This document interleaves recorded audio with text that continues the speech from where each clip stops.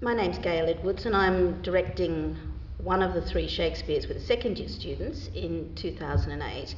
I'm directing the first one up, which is Pericles.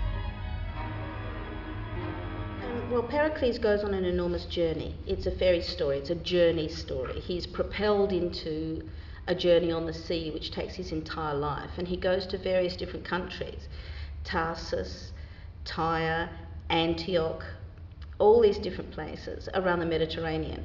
And we decided, not why stop at the Mediterranean, why not the world? So our Pericles goes on a journey around the world, to foreign shores, and some of them are mythical foreign shores, where he meets various different characters who participate in his story. Sometimes he's on the run, sometimes he falls in love, sometimes he's lost his love. Sometimes he's given up, and then sometimes he finds hope. So it is a great epic adventure story. It's kind of like Raiders of the Lost Ark.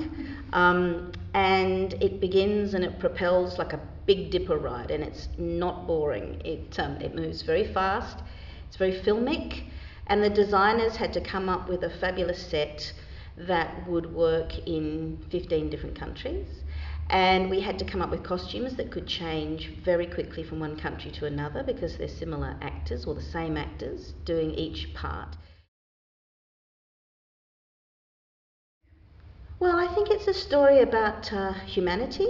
The reason why I wanted to do it is that it goes through one man's life. It travels over 20 years, and it deals with issues of endurance and how we live our lives and what is right and what is wrong, and how we handle grief and loss in our lives, and how we manage to survive all of the things the fates deal out to us. In fact, Pericles talks about the fact that he is a small, tiny speck beneath the huge gods, and that human beings are buffeted by the fates. And so what power do we have in our relationship with the gods or fate? Who are we as individuals, and what power do we have over our own destiny? So the issues in the piece are really interesting.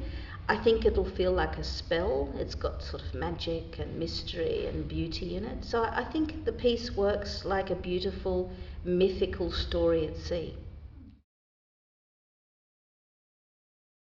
I have two fantastic student designers from NIDA, and they have come up with a sensational set design, a huge raft that looks like a boat that turns around and becomes land, and it swivels and does all sorts of exciting things.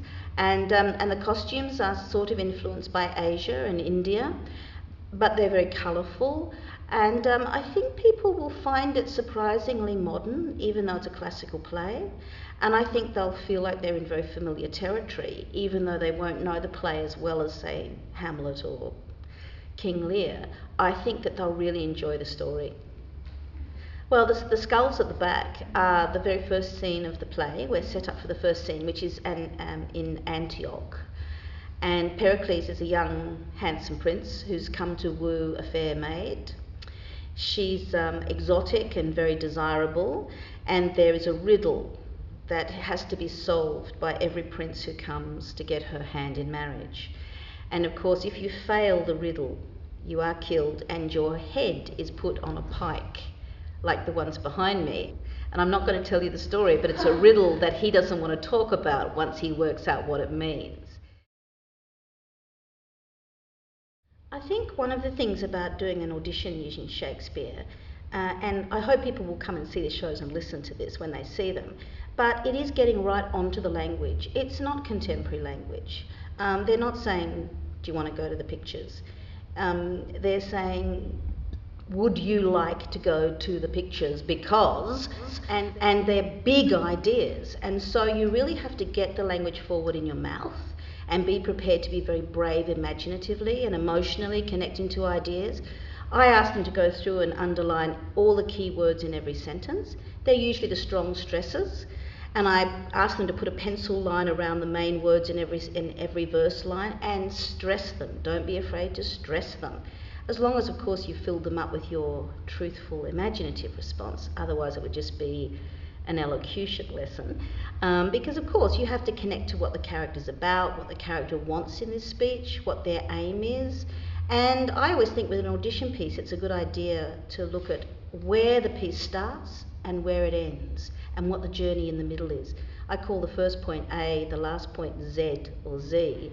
And I always talk about looking at the journey through the speech, because in any Shakespeare play, a character is never the same after a speech as they are before. They are changed, and so are we. And that's the key to making those speeches really work. So if people come along, they can have a look at how successful we are in achieving that or not.